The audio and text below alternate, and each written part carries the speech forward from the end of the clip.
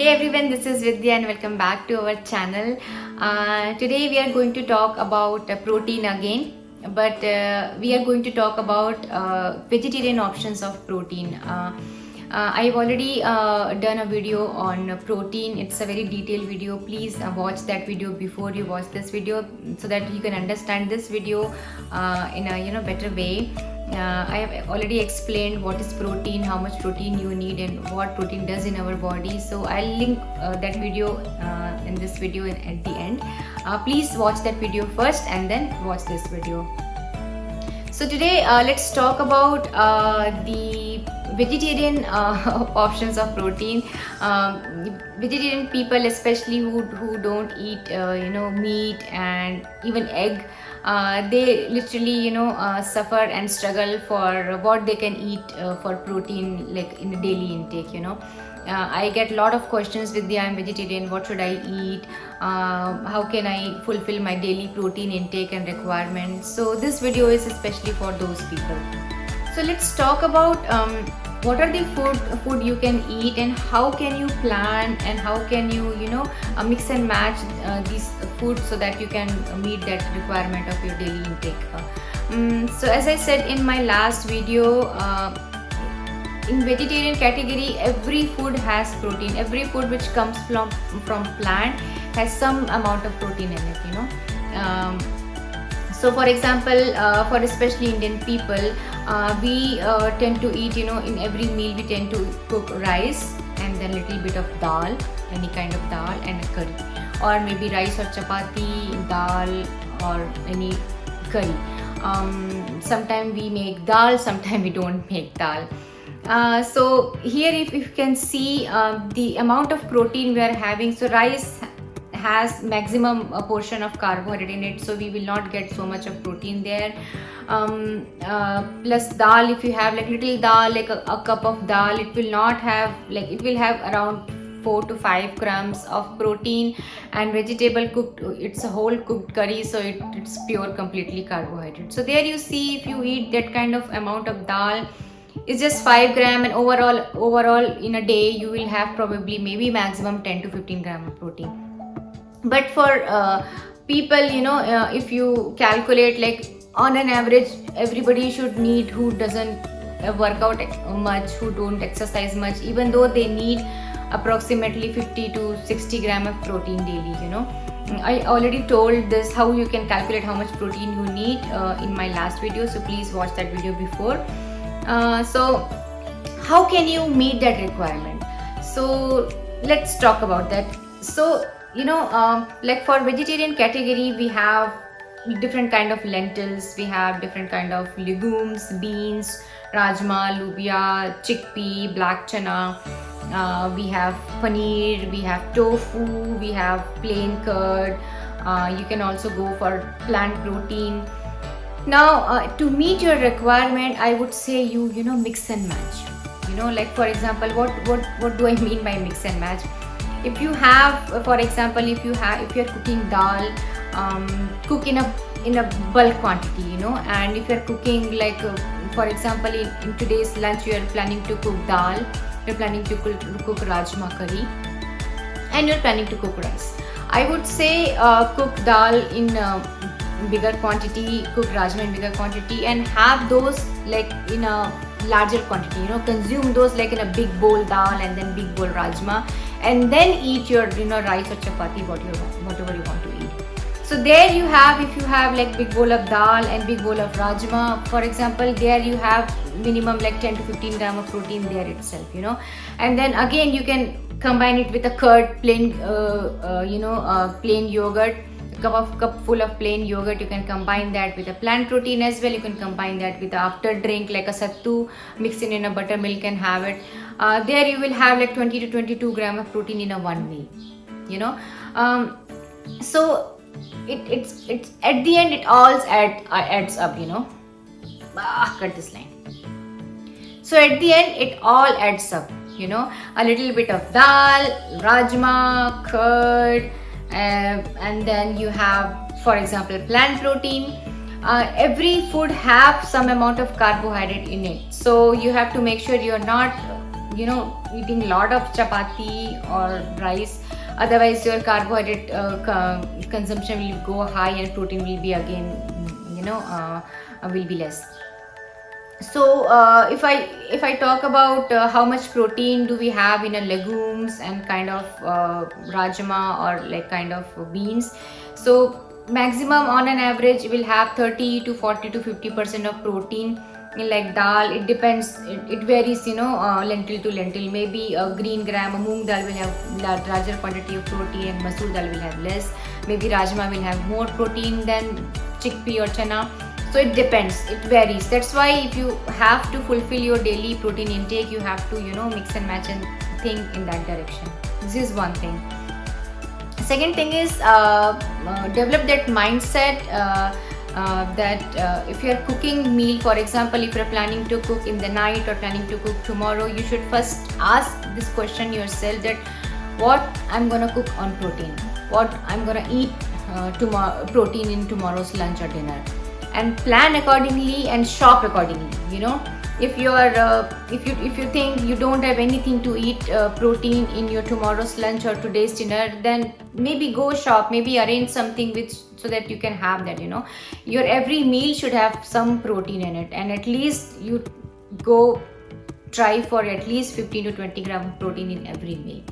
So if you try that way, your breakfast, lunch and dinner, it's all, at the end you will have like 50 to 55 gram of protein easily.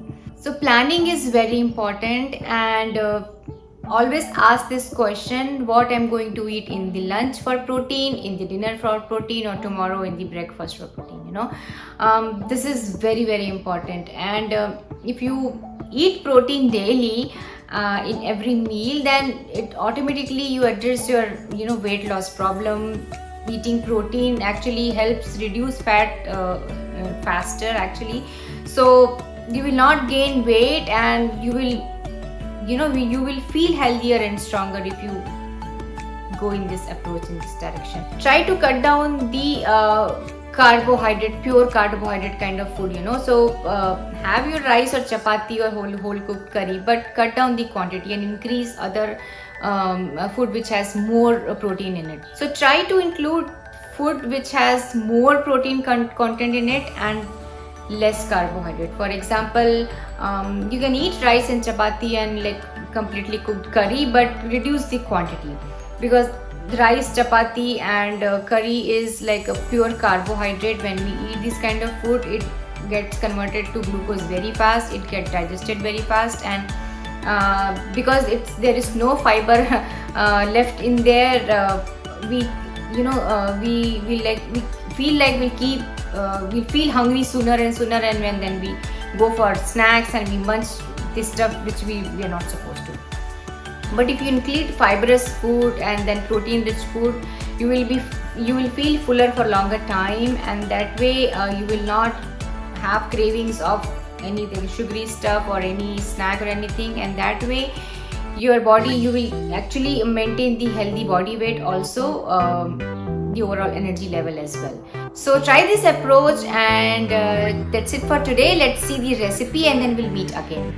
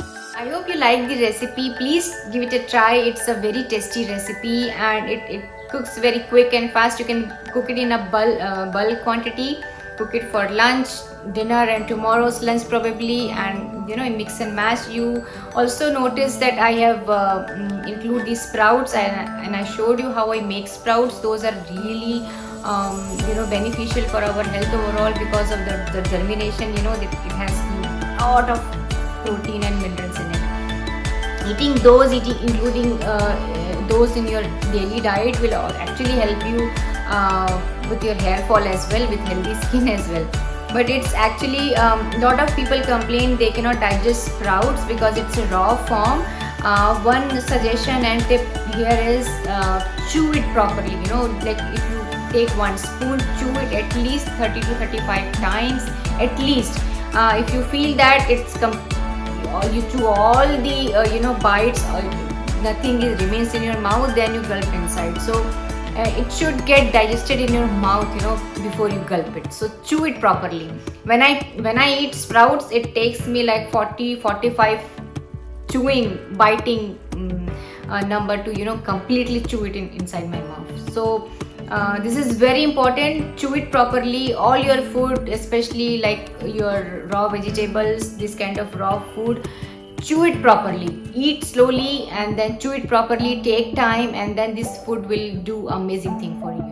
So at the end, you saw how I assembled my balanced meal today. I'll give whole breakup at the end of my today's meal.